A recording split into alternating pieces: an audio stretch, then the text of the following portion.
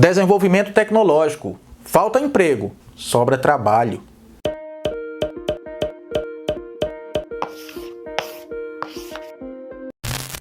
Imagino que você já tenha ouvido falar que várias profissões irão desaparecer daqui a algumas décadas ou talvez anos.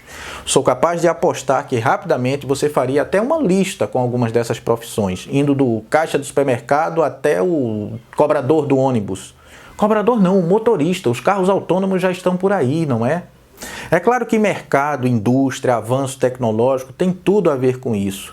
Mas eu quero pontuar que sou historiador e não sou cientista social. E por isso eu vou recorrer ao tempo. E vou lembrar do Eric Hobsbawm, escrevendo com 200 anos de distância, escrevendo em 1970 sobre 1770, 1780, e dizendo que a Revolução Industrial tinha um começo, mas que ainda não tinha encontrado o seu fim.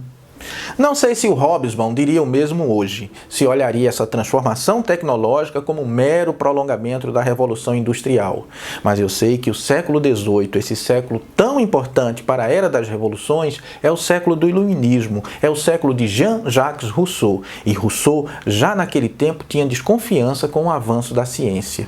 A desconfiança do Rousseau sobre as consequências negativas do avanço da ciência me fez pensar que a relação entre desenvolvimento tecnológico e desemprego é mais complexa do que simplesmente querem nos fazer crer.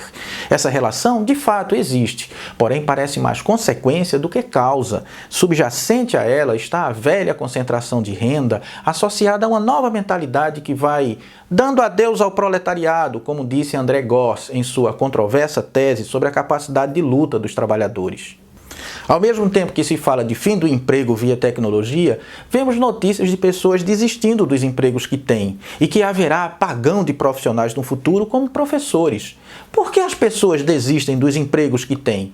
Ora, porque percebem que ali tem mais trabalho do que emprego. Elas percebem a alta exploração a que estão submetidas e aí encontram condições de lutar contra tal situação. E passam a pautar questões como renda mínima, que, aliás, é outro tema que chamou a atenção do André Gorz e que hoje já interessa a muitos políticos e empresários que percebem que sem renda mínima estanca-se o consumo. Mas não nos encantemos demais com essa luta, porque enquanto ela ocorre, outros atores sociais relativamente novos entram em cena. É o caso do precariado, por exemplo. Como disse o professor Giovanni Alves, o precariado é composto basicamente por jovens adultos, muitas vezes frustrados em suas expectativas, mas que cultivam um ethos de classe média e por isso não percebem as dinâmicas e as contradições de sua própria condição, seduzidos que estão pelos sonhos de consumo vazio e de ascensão. Entre a sedução do precariado, a resistência pela negação do trabalho e a luta pela renda mínima, há um mundo de imaginação que não pode se elaborar sem a ação efetiva do trabalhador. Aqui fica a impressão de que imaginar a diminuição da exploração via, por exemplo, redução da jornada de trabalho e criação de renda mínima são sonhos pequenos, mas nesse mundo em que a imaginação anda em falta, até os sonhos pequenos parecem impossíveis. Eu lembro, no entanto, que o trabalhador já esteve submetido a 10 horas, 16 horas de trabalho diário e acredito que você sabe por que é que isso mudou.